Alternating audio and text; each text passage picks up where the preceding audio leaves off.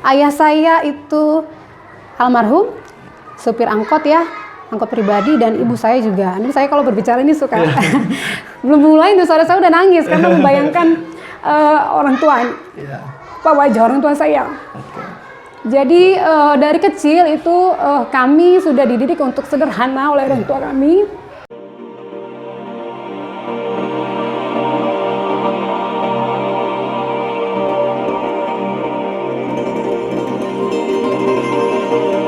Assalamualaikum warahmatullahi wabarakatuh. Salam dan bahagia. Berjumpa lagi di channel YouTube saya, Bilal Iswanto. Kali ini kita akan podcast Guruku. Ini podcast yang kedua setelah sekian lama podcast kita tertunda. Alhamdulillah hari ini saya sudah bersama narasumber yang sangat luar biasa yang menginspirasi untuk kalangan guru, terutama untuk sekolah-sekolah di Kabupaten Rejang Lebong. Hari ini saya sudah bersama Ibu Tri Handayani, Kepala Sekolah Berprestasi SD Negeri 7 Rejang Lebong. Selamat pagi, Selamat pagi. Bu Tri, apa kabar? Alhamdulillah, kabar baik dan semangat hari ini karena tahu ada kegiatan seperti ini ya. Oke. Jadi ini Bu Tri, kita sedang ada di podcast Guruku namanya. Ini podcast di channel YouTube saya. Jadi podcast seperti ini, podcast Guruku ini intinya kita ingin mencoba menginspirasi teman-teman penonton bagaimana sih proses kegiatan pendidikan khususnya di Rejang Lebong, baik dari guru maupun kepala sekolah dan tenaga kependidikan yang lainnya. Ya, yang kita harapkan dapat memberikan sedikit masukan atau insight dan inspirasi kepada rekan-rekan penonton gitu. Nah, nantinya podcast kita akan dibagi menjadi dua bagian. Yuk, kalau panjang nanti bisa kita bagi menjadi dua episode. Dua sesi ya. Episode yang pertama nanti akan kami coba Ibu Tri untuk meminta menceritakan bagaimana sih masa kecilnya bisa menjadi sosok Ibu Tri yang seperti sekarang sebagai kepala sekolah berprestasi. Kemudian setelah masa kecilnya sampai dengan menjadi guru, kemudian nanti di bagian keduanya bagaimana Ibu Tri bisa merintis dari seorang guru biasa yang pasti berjuang dari nol, betul ya? Ya. Dari nol sampai sekarang menjadi kepala di SD Negeri 7 Rejang Lebong. Dan yang saya sendiri tahu sebagai guru di SMK, beberapa tahun ke belakang SD Negeri 7 ini semakin terkenal namanya di Rejang Lebong. Alhamdulillah. Oke, boleh kita mulai dari masa kecil ya Bu Tri? Baik. Dari yang pertama, Ibu Tri lahir dan besar di mana? Atau kita mulai dari tanggal lahir dulu? Oke. Kalau boleh ini. Tanggal lahirnya lahir di tahun berapa? Kemudian di mana? Gitu. Oke. Kalau ditanyakan masalah lahir, sebenarnya saya sudah tua ya. Saya Tapi semangat masih muda kan? Semangat tetap, semangat tidak boleh tua, semangat tetap harus muda ya.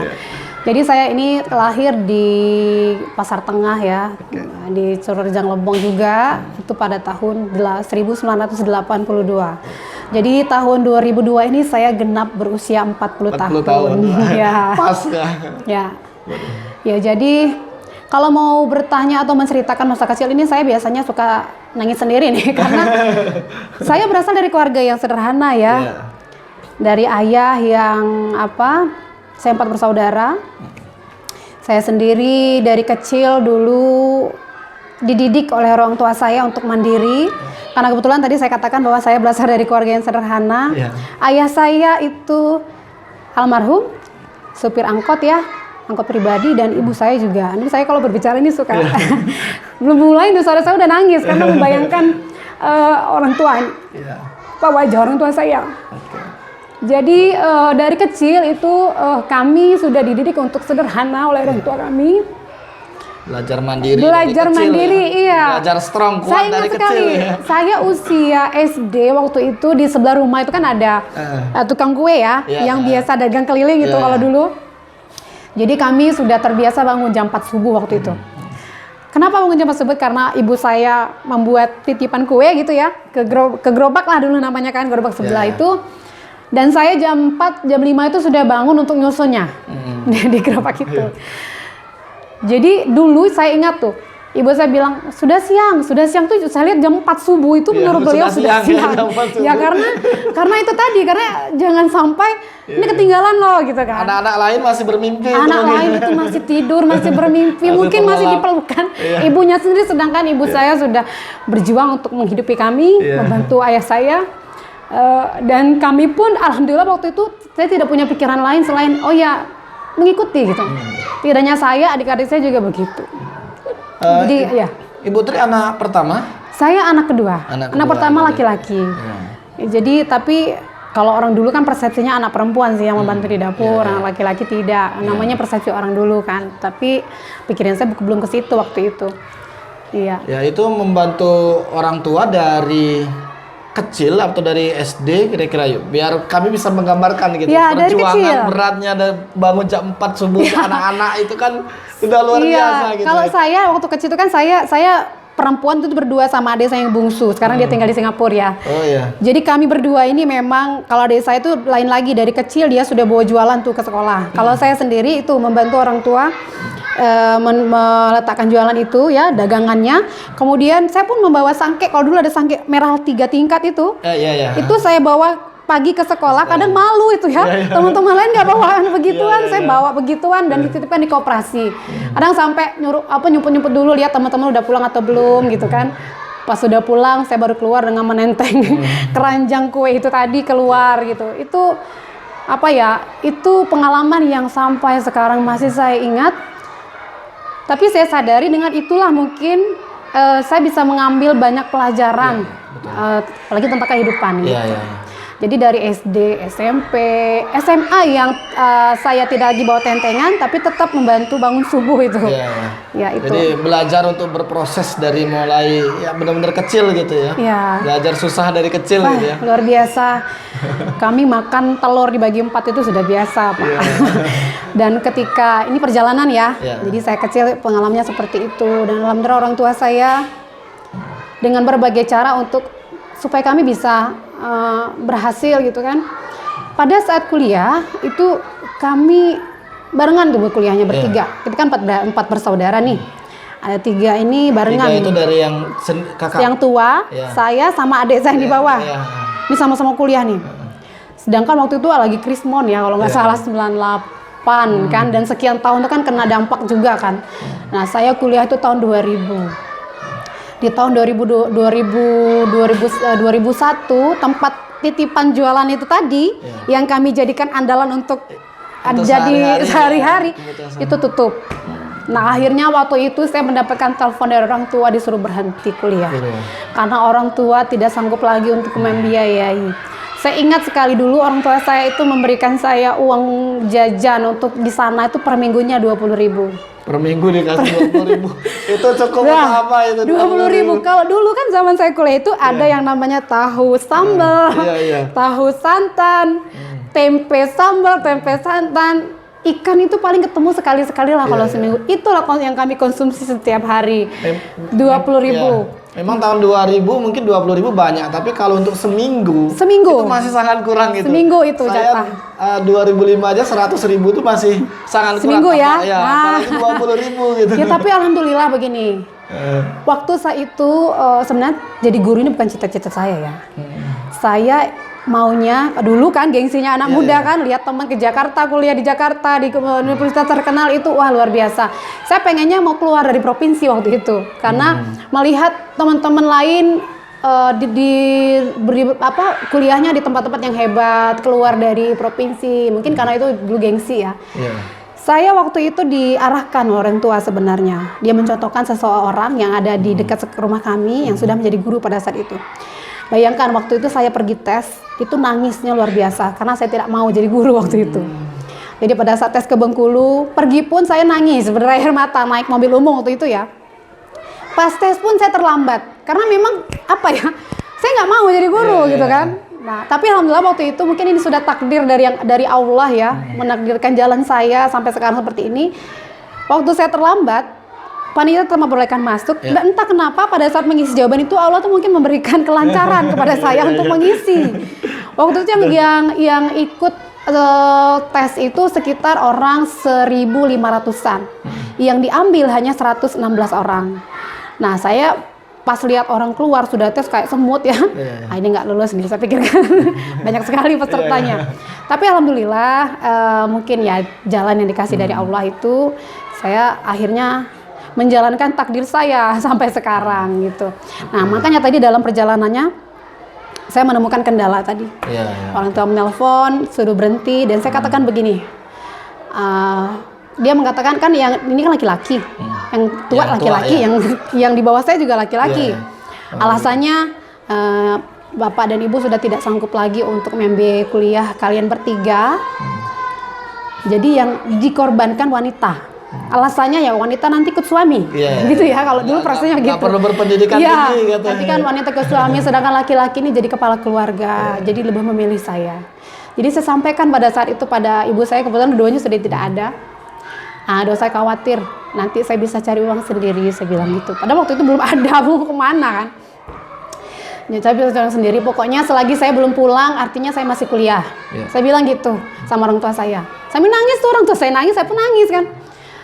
Itu tantangan besar waktu itu, antara saya memilih jalan hidup saya yang seperti apa. Kalau waktu itu saya memutuskan untuk berhenti mungkin saya tidak akan bertemu nih dengan 180 derajat berubah. Ya, saya tidak akan bertemu nih dengan bapak sekarang kan. Jadi saya berpikir nangis berapa hari tuh, mikir. Saya tidak cerita sama teman-teman yang lain. Tapi nggak tahu kenapa, saya alhamdulillah bisa nyanyi.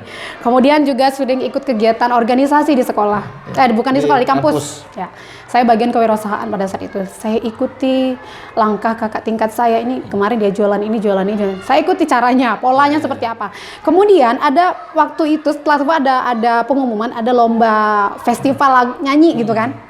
Saya iseng-iseng ikut waktu itu. Iseng-iseng ikut dan alhamdulillah ini saya menang. Dapat uang kan?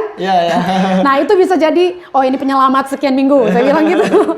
Nah, ketika saya menang itu ada satu, ya namanya kita nggak tahu ya, bukan biduan sih, tapi kan saya lebihnya ingin menyelesaikan kuliah saya, gitu kan, secara positif, bukan secara normal, bukan yang tidak normal seperti itu. Artinya ada waktu itu satu keluarga yang punya musik organ biasa, yang main anaknya, yang alat-alat berat memang semua keluarganya, dan bapaknya pun waktu itu bapak itu saya lupa namanya, tapi dia di dinas kesehatan ikut terus ketika alat musik itu main. Jadi dia menawarkan kepada saya pada saat itu tidak menanyakan berapa, tidak. Dulu saya digaji berapa? 10.000 setiap nyanyi. Tapi saya nyanyi alhamdulillah waktu itu normal ya, kalau di Bengkulu ya siang itu normal, bukan seperti konotasi negatif ya. Konotasi negatif. Dan alhamdulillah kampus pun tahu saya itu, dan pada saat acara-acara yudisium saya dipanggil untuk nyanyi dan mendapatkan rezeki dari sana. Jadi Tuhan itu memang sangat luar biasa baiknya pada saya, karena saya terbentur dengan dengan hal yang sangat rentan tentang ekonomi, tapi Tuhan memberikan jalan yang lain. Saya pun dikasih pilihan, kalau kamu benar-benar mengikuti jalan ini, karena kita tahu itu rawan ya, yang nyanyi itu. Mungkin kamu akan berhasil, tapi ketika ini kamu salah gunakan, dah hancur gitu. Nah, alhamdulillah itu yang menyelamatkan saya, dan sampai saya tamat kuliah juga seperti itu. Oke, teman-teman, maaf terputus tadi karena ada iklan bunyi bel ya, dan sangat besar, takut nanti mengganggu audio. Nah, Ibu Tri sangat menginspirasi, kisahnya sangat luar biasa sekali. Dari mungkin kalau saya berada di posisi Ibu Tri tidak akan bisa bertahan seperti itu gitu kan. Perjuangannya luar biasa, ternyata Allah dari masalah yang dihadapi Allah kasih harapan, kasih solusi untuk hambanya yang tidak menyerah gitu kan, yang tetap mau berusaha. Oke, nah kita sekarang kembali ke belakang karena poinnya adalah cerita masa kecil, jadi kita ingin coba sedikit menggali masa kecil Ibu Tri seperti apa. Tadi kan sudah secara garis besar di rumah membantu orang tua dan lain sebagainya. Nah, saya ingin coba menggali bagaimana seharian Ibu Tri di rumah seperti apa. Ibu Tri dari kakak-kakaknya, berarti karena tadi sempat cerita kuliahnya berbarengan 3 orang. Artinya umurnya tidak terlalu jauh gitu ya. Hanya beda 1 tahun gitu ya. Setahun. Yang bungsu yang cuma 3 tahun. 3 tahun. Ya. Yang bungsu cewek ya? Ya. Oh, berarti ganti-gantian ya, selang-seling sama cewek. Formasinya bagus sekali. Oke. Sebentar masih ada iklan lagi. Harap dimaklumi. Iya. Oke. Iklannya menarik ya. Jadi untuk anak-anak SD itu benar-benar mendapatkan perhatian gitu. Jadi pasti akan mendengarkan iklannya atau belnya seperti itu. Nah, kita balik ke belakang karena posisinya deket-deketan. Jadi masa kecil Ibu Tri lebih sering bermain dengan kakak-kakak dan adik atau sempat juga bermain dengan teman-teman di lingkungannya gitu? Kalau saya ini termasuk orang yang jarang keluar kalau waktu kecil. Yeah. Jadi saya lebih banyak bermain kalau ada teman satu itulah yang berteman. Jadi kalau lingkungan sekitar ikut juga, cuma ikut nimbrung-nimbrung gitu kan. Saya lebih banyak di rumah. Kalau dikatakan sering bermain dengan kakak atau adik juga tidak, karena mereka punya dunia sendiri. Apalagi laki-laki, jarang di rumah kan, main sana, main ke sini gitu kan. Nah, yang perempuan juga, kalau masa kecil saya sering berantem tuh berempat. Kalau yang namanya, kalau yang namanya lempar-lemparan bantal mau tidur tuh biasa. Berebutan selimut sampai tendang-tendangan itu, wah itu udah biasa sekali itu. Tapi itu jadi cerita tersendiri kan. Karena sekarang mana ada yang begitu kan.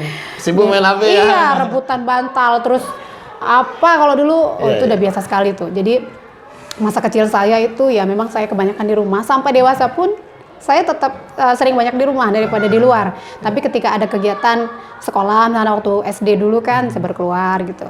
Lalu diskusi dengan kawan, kalau main-main nongkrong gitu, alhamdulillah saya jarang. Tapi artinya walaupun proses ekonomi yang cukup sulit, sebagai anak tetap tetap merasakan perkembangannya bermain ya, gitu, alhamdulillah baik dengan teman bermain maupun dengan keluarga. Justru zaman dulu itu yang bermain zaman dulu dengan sekarang itu justru enak zaman dulu ya. Benar-benar bermain. Kita main karet bersama teman-teman, berkumpul teman-teman di depan gang itu kan buat pakai arang, pakai apa? Anak sekarang mana tahu arang. Buat pakai arang, buat lompat kode segala macam. Sama main bandar pakai karet kan. Main lengket dulu kan banyak. Itu melibatkan banyak anak-anak yang artinya anak-anak di situ berkumpul dan saya pun ikut gitu. Ada waktunya sore-sore hari pasti gang itu rame dengan aktivitas anak-anak main-main gitu. Kalau sekarang sepi dari pagi sampai sore karena semuanya sibuk gadget. Walaupun tinggal di daerah pasar tapi sore itu tetap rame. Rame kalau dulu ya anak-anak bermain gitu.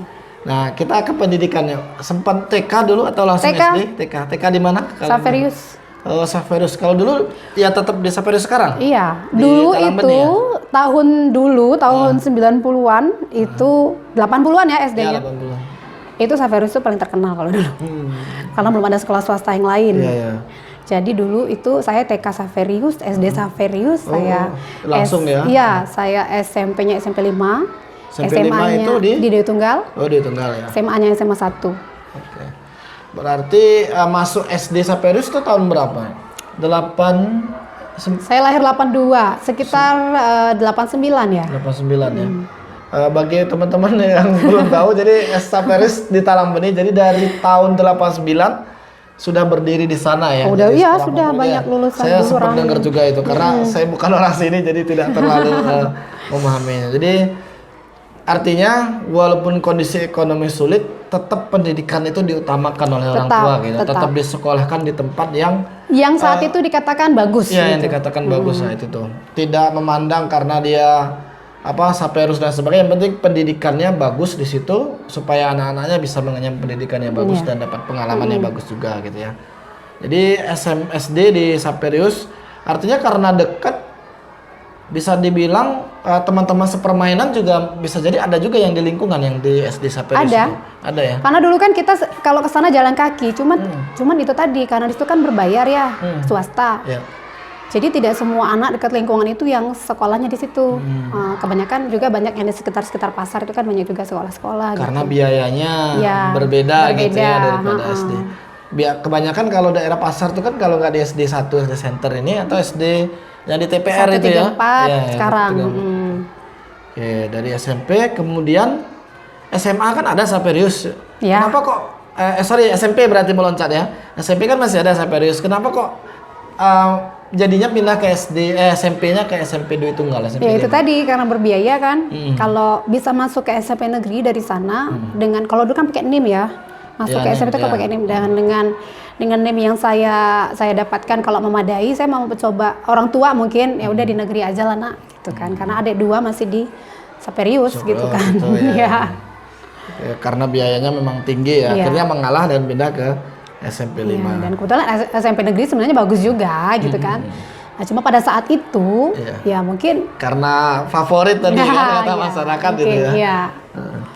Terus SMP pindah ke SMP 5. SMP 5 melanjutkan ke SMA 1. SMA. Nah, di SMA seperti apa teman permainannya itu? Kalau zaman-zaman saya itu biasanya ada geng-geng gitu. Iya, ada nggak kira-kira buat geng atau menamai geng sendiri, kita punya geng ini gitu kalau kan? Ada keseruan apa kalau gitu? kami justru pada SMA itu geng cupu ya.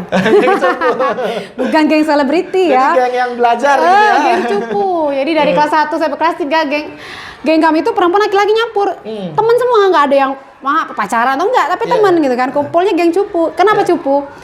Karena mungkin sisa-sisa dari yang selebritis ya. Berkumpul jadi satu gitu kan. Istilah orang dulu ya gitu. Jadi geng cupu itu anak-anak yang rata-rata kami dulu ada orang 8 kalau nggak salah. Banyak yang pendiam, yang suka belajar, yang taunya hanya ngerjakan tugas gitu kan. Terus ya aktivitas kami sebatas-batas itulah gitu kan. Enggak yang seperti orang kan nongkrong sana, enggak, kami enggak. Tapi pernah kami sama geng cupu ini coba untuk hiking sama-sama nih, geng cupu nih. Hiking aja sama-sama. Bukit Kaba jalan kaki. Hiking pulang hari. 8 orang aja? 8 ditambah ada beberapa orang yang ikut tapi termasuk lah cupu semua kan. Nah, itu pengalaman. Jadi tapi alhamdulillah yang kami dikatakan geng-geng cupu dulu, alhamdulillah saya lihat jadi orang semua. Ada yang jadi dosen, ada yang jadi guru juga kan, ada yang banyak. Jadi ya kategori geng itu sebenarnya kan persepsi anak-anak zaman dulu ya. Cuman kan ya karena kami dulu merasa di kelas kami kok merasa terkucilkan ya gitu ya. Akhirnya kami bukan buat geng, tapi hanya kami sering berkumpul dengan orang itu yang merasa terkucilkan gitu. Ya itu naluri alamiah anak-anak bahwa biasanya pasti akan berkumpul dengan teman-teman yang nyaman, yang satu frekuensi gitu kan. Nah, oke, jadi ada geng-geng. Biasanya kalau geng cupu itu dikucilkan, tapi kalau lagi ujian atau lagi apa mulai mulai dideketin kan. Nanti duduknya sebelahan ya misalkan. Nanti itu tapi alhamdulillah enggak. Tapi itu keseruan anak-anak sebagai bahan cerita gitu kan. Karena bagaimanapun kita menempuh pendidikan yang sama, berproses di kelas yang sama gitu ya. Jadi sekarang kan masih ada tuh satu foto tuh pas kami lagi hiking tuh. Anak saya tanya, "Ma, ini teman mama ya, Ma? Kok itu maksudnya kok ini apa namanya lugu-lugu mukanya kan lain ya, kok lain gitu kan." Lah iya, zaman dulu lah, maklum lah dia. Jadi ada cerita untuk anak juga kan. Bolehlah habis ini WA ayo kapan kita hiking lagi gitu. Masih sempat nggak kira-kira kalau sekarang hiking? Kalau sekarang sama teman-teman. Wah, udah kemana-mana mereka, ada yang di luar kota, di sini juga ada yang dosen, dia pun sibuk juga kan, yang perempuan juga aktivitasnya banyak. Selain ngurus rumah tangga ada lagi kegiatan yang lain. Boleh nanti foto yuk kirim WA. Masih ingat nggak zaman gitu ya? Jadi ingat zaman lama. Oke, nah selanjutnya tadi sempat Ayu cerita tidak pengen jadi guru gitu kan. Nah, tapi proses Ayu mengambil dari SMA ke pendidikannya, kenapa memilih jurusan yang saat itu Ayu tempuh kalau tidak pengen jadi guru gitu? Yang pertama itu karena ekonomi. Ya. Dulu itu jadi guru SD hanya D2 kan, belum S1. Oh iya. Yang dipikirkan oleh orang tua pada saat itu mungkin kalau S1 nggak ada biaya nak, gitu, karena lama. Kamu ini berempat loh, mau kuliah semua, gitu. Kok dulu ya. Terus juga kedua, ini orang tua semua yang mengarahkan. Jadi kedua mungkin waktu itu orang tua menganggap ini peluang yang besar kalau nantinya kamu mau mandiri cari kerja. Pada tahun 2000 dulu ya. Cari kerja, itu yang dipikirkan oleh orang tua. Dulu saya kita SMA belum ada kan mikirkan mau kerja, mau ini nggak ada, tapi orang tua yang memikirkan. Intinya itu karena ekonomi, dan yang kedua karena melihat lulusan dari guru D2 PGSD pada saat itu memang rata-rata setelah selesai kuliah bekerja, paling tidak honor lah di sekolah, tidak nganggur gitu. Itu alasan yang masuk akal sih yang bisa saya baca dari orang tua. Saya tidak mengatakan, tapi sekarang saya merasa seperti itu mungkin alasannya gitu. Jadinya karena ekonomi dan melihat lulusan peluangnya. PGSD. Kalau dulu namanya apa? PGSD tetap D2 ya? tapi. D2 PGSD. Baik, peluangnya banyak. Tapi ada nggak terbersit atau ada cita-cita lain yang terpaksa harus Ya kita tahu sepertinya Ibu Tri kan tipe pasti ada cita-cita lain yang karena kita paham menimbang kondisi ekonomi akhirnya cita-cita itu terabaikan. Ya terabaikan gitu. Ada tidak? Kalau dulu, apalagi tadi sempat cerita pengen kuliah di luar provinsi gitu kan. Itu karena gengsi ya mungkin. Ya. Sebenarnya pada saat kelas 3 itu saya juga tidak tahu saya ini mau kemana. Sebenarnya kan, mau kemana. Ya? Hanya mengikuti gengsi, teman ke sana saya juga mau ke sana karena gengsi tadi mungkin kan. Itu pelajaran ya untuk semuanya. Jangan ikuti gengsi, ikuti apa kata orang tua gitu. Mungkin pada saat itu ketika orang tua saya mengikuti, saya misalkan mau kuliah di Jakarta nih atau di Palembang. Dipaksakan nih oleh orang tua saya mau ikut misalnya jurusan akuntansi nih misalnya. Saya mau kerja di bank misalnya, ataukah waktu itu saya ya paling tidak saya ingin bekerja di bidang keuangan mungkin begitu kan. Nah, kalau waktu itu orang tua saya memaksakan keinginan saya, mungkin saya akan putus di tengah jalan pada saat itu. Karena kan di dua aja saya sudah ditelepon. Ya, sudah berhenti. Nah, syukurnya alhamdulillahnya pada saat itu orang tua mengarahkan saya untuk ke arah ini, ke arah yang satunya gitu. Dan saya pun tidak tahu nih naluri saya, badan saya, hati saya mengikutin aja alurnya. Ngikutin alur, saya tidak menentang, saya tidak memaksakan kehendak saya ikuti apa kata orang tua saya walaupun tidak terima gitu kan. Tapi bismillah, waktu itu bismillah sudahlah ikut aja. Tapi benar-benar ya, ini doa orang tua. Terus harapan orang tua itu yang nomor satu. Ya. Apa yang diarahkan orang tua kita, yuk kita sama-sama dengarkan walaupun itu sangat bertentangan dengan hati kita karena tidak semua yang kita anggap benar untuk kita seperti tadi ya. Itu baik untuk masa depan kita. Orang tua pasti lebih tahu apa yang terbaik untuk kita gitu. Karena kita sedang berproses, ya kita ikuti aja gitu kan. Ya, jadi istilahnya saya pernah dibilang sama guru dulu, orang tua itu menyekolahkan kita supaya pintar, supaya bisa berpikir menggunakan logika, bukan terbalik, bukan minter-minterin orang tua gitu. Artinya jangan mentang-mentang kita sudah belajar, kemudian kita punya pendidikan yang bagus, ya maunya semau kita gitu kan. Kita juga perlu dengarkan orang tua, apalagi doa dan restu orang tua itu akan memperlancar proses dan ternyata berhasil gitu kan untuk Ibu Tri gitu. Nah, kita balik lagi ke belakang. Sewaktu zaman-zaman kecil ada nggak cita-cita cita-cita kita masa kecil lah gitu. Misalkan saya dulu pengen jadi pramugara, terus berganti pengen jadi polisi gitu kan. Ada nggak yang diingat gitu masa-masa kecil? Kalau dulu saya belum ada cita-cita di polisi dan karena saya tahu badan saya kecil kan. Tapi dulu cita-cita saya memang ingin jadi PNS. Kenapa? Karena orang tua saya sering bilang, mama doakan ya kamu nanti jadi begini-begini. Karena waktu apalagi zaman Krismon ya, ada tetangga tuh yang sudah PNS. Mau zaman Krismon, mau zaman apapun, dia tetap stabil gitu waktu itu ya. Jadi saya perhatikan kan, kalau waktu itu kami sempat loh waktu zaman Krismon tuh makan nasi dari ubi rambat. Ubi rambat. Jadi itu luar biasa tuh pengalamannya. Tapi alhamdulillah itu saya nikmati sekarang pengalaman itu sebagai kenangan yang tidak terlupakan untuk saya. Jadi melihat tetangga PNS datang beras, dulu kan ada beras tuh. Jadi waktu itu saya berpikir, ini saya jadi PNS aja lah nanti besar. Karena kalau ketika ada kondisi apapun saya aman. Itu di pikiran saya waktu kecil gitu kan. Tapi tidak tahu tapi tidak tahu mau jadi guru, mau jadi apa. Yang penting saya tahu bapak itu PNS gitu. Saya nggak tahu dia apa gitu kan. Ya, itu. Oke, ternyata mungkin untuk teman-teman juga yang nonton bahwa cita-cita kita atau apa yang kita inginkan, baik tadi dari apa yang disampaikan oleh Ibu Tri, orang tua Ibu Tri, dari juga melihat dari dari tetangga tadi yang PNS, jika itu yang terus kita pikirkan, maka secara tidak langsung apa yang kita lakukan akan menuju apa yang kita inginkan itu, apa yang kita pikirkan. Dan sekarang memang benar-benar terwujud menjadi PNS dan bahkan sudah seberprestasi ini gitu kan. Alhamdulillah. Oke, teman-teman, itu cerita masa kecil dari Ibu Tri. Mungkin sebagai penutup untuk di cerita masa kecil, Bu Tri, apa yang bisa disampaikan kepada teman-teman yang nonton? Ini kebanyakan yang nonton yang guru-guru dan siswa nih, kebanyakan siswa nih. Apalagi nanti kalau kita share di SD atau SMP gitu kan banyak teman-teman. Nah, boleh disampaikan kepada adik-adik siswa-siswa yang sekarang sedang berjuang untuk belajar dan memenuhi cita-citanya dan sebagai harapan orang tuanya ke depan. Oke. Yang pertama, jangan pernah malu mengakui siapa orang tua kita. Apapun profesinya, apapun latar belakang orang tua kita, banggalah bahwa kita punya orang yang sangat peduli dengan kita. Karena kalau bukan orang tua kita, tidak ada orang lain sebagai pengganti yang akan mengiring kita menjadi orang yang berhasil. Kita tidak akan pernah tahu doa yang disampaikan oleh orang tua kita setelah sholatnya itu untuk siapa. Dan yakinlah bahwa doa itu adalah salah satunya untuk kita dan untuk keberhasilan kita. Dan mungkin untuk adik-adik yang saat ini sedang belajar, berjuang ya, jangan mudah menyerah.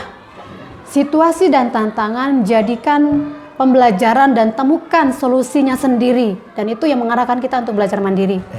Dan jangan pernah malu dan takut untuk mencoba hal-hal yang baru. Karena kita tahu bahwa kalau kita sudah mulai takut, maka kita tidak akan pernah maju. Jadi apapun yang kita hadapi dan akan kita hadapi ke depan, jangan dipikirkan dulu yang akan kita hadapi.